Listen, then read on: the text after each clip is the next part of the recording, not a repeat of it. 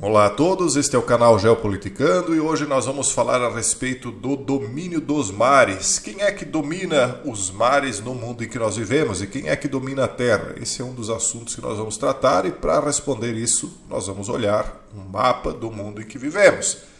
Isso é uma questão de geopolítica, né? Geografia mais política.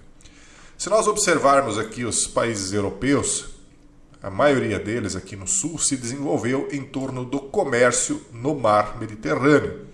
A Grécia, a Itália, todos eles, né? E os países mais ao norte da Europa, todos eles também se desenvolveram a partir das navegações no Oceano Báltico, Mar do Norte, etc. Os países que mais foram ao mar são justamente Portugal e Espanha, que estão aqui no extremo do continente, no extremo oeste, e às portas do Oceano Atlântico, exatamente aqui no Estreito de Gibraltar, né, os Pilares de Hércules. E o Reino Unido, né, que é essa grande massa de terra cercada de águas. Então, esses três países foram os maiores colonizadores de outras regiões da Terra através dos mares. Basta saber que o Brasil e grande parte da costa africana, uma parte do Oriente, foi conquistado por Portugal. Espanha também teve suas navegações para o Oriente, mas ela concentrou muito da sua colonização nos países da América do Sul, México, Venezuela, todos os países aqui de língua espanhola. O Reino Unido conquistou e colonizou os Estados Unidos, o Canadá, e foi chamado inclusive de império sobre o qual o sol nunca se põe, porque eles tinham terras de colônia em todo o globo, né? Então, em todo o mundo. Então o sol nunca se punha sobre o império, porque sempre havia uma parte de terra banhada pelo sol, onde quer que o sol passasse, né? Que pertencia ao Reino Unido. Isso hoje se estendeu, né, se virou uma herança, porque Portugal e Espanha acabaram traídos pelo Reino Unido numa escaramuça com o Islã na época, né, com o pessoal de Marrocos aqui, e aí o Reino Unido acabou o único detentor, né, dos poderes marinhos.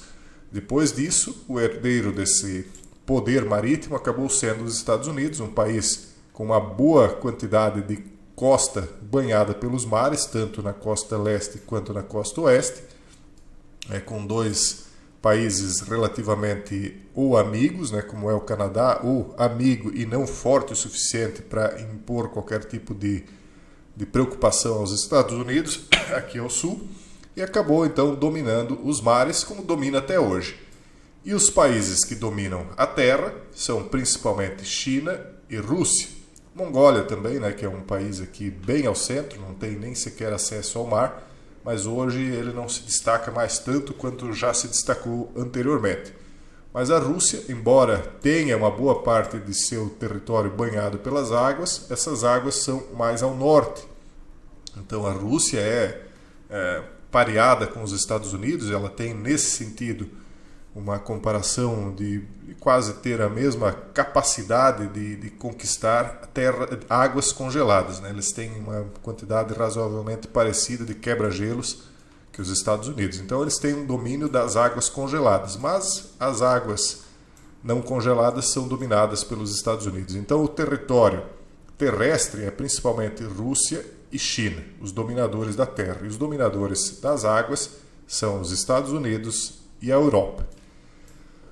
Bom, dito isso, né, nós vamos voltar àquela história que nós já falamos para vocês, que a China ela depende muito dessa capacidade de suplantar o poder marítimo norte-americano para dominar o comércio, porque ela quer reeditar a Rota da Seda. A Rota da Seda tinha uma rota via terra, que é o que ela está construindo no projeto Belt and Road, e tinha uma rota via mar, que é o que ela está tentando reeditar também, comprando portos ao redor das costas dos países que vão rumo à Europa, rumo ao Ocidente, mas ela tem o problema de ter aqui as suas portas nas costas dela, né? Japão, Taiwan e outros países que estão alinhados com os Estados Unidos. Então ela tem aqui, principalmente em Taiwan, um entrave para dominar os mares. Mas será que esse cenário está mudando?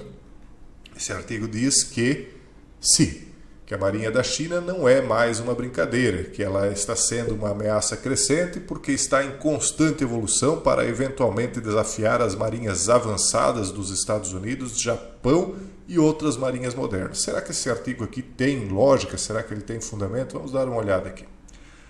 A República Popular da China há muito é vista como um poderoso poder terrestre. Na verdade, ao longo da história da China, foram suas forças terrestres que expandiram seu antigo império. Mas há outro componente nas forças da China. Enquanto grande parte de sua história se concentrou em domar as terras a oeste de Pequim, a história chinesa também foi definida pelo esforço para conquistar as terras ao sul. Para fazer isso, a China precisava de uma marinha. Assim, o avançado Império Chinês construiu grandes frotas do tesouro de enormes e sofisticados navios marítimos projetados para viagens de longo alcance e os colocou sob o comando do eunuco almirante Zheng He.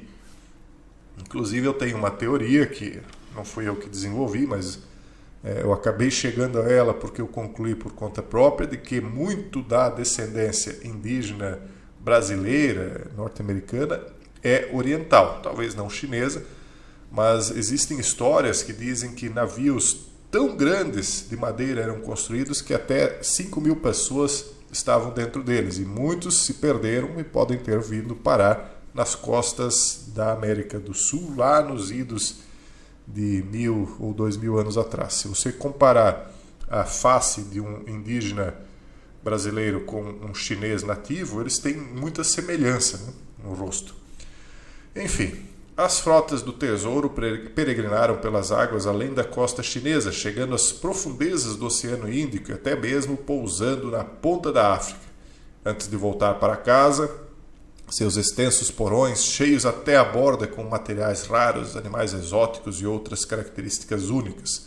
Provisões levadas como tesouro pelos marinheiros chineses para dar de presente ao imperador.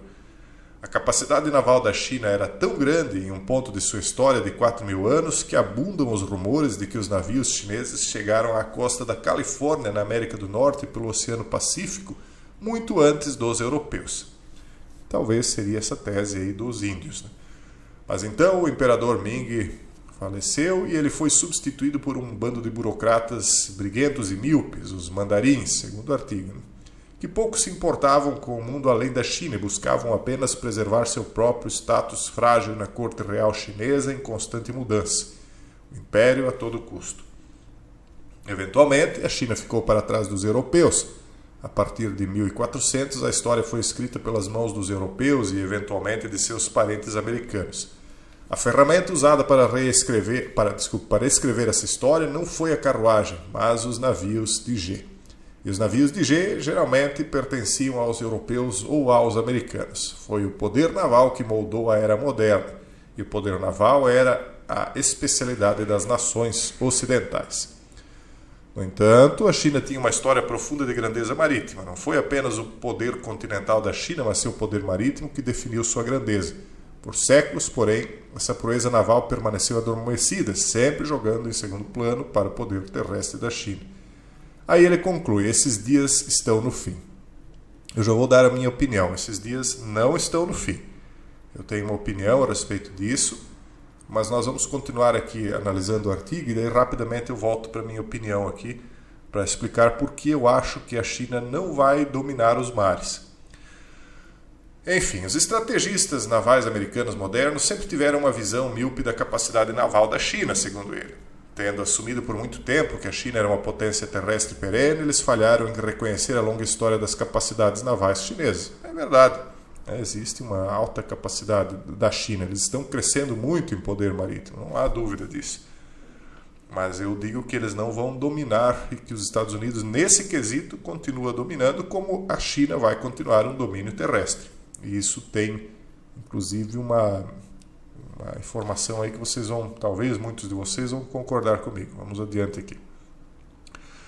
Então aqui, desde 2012, a China se envolveu em um robusto desenvolvimento naval. Eles passaram de 0 porta-aviões para 3, e muitos mais estão a caminho.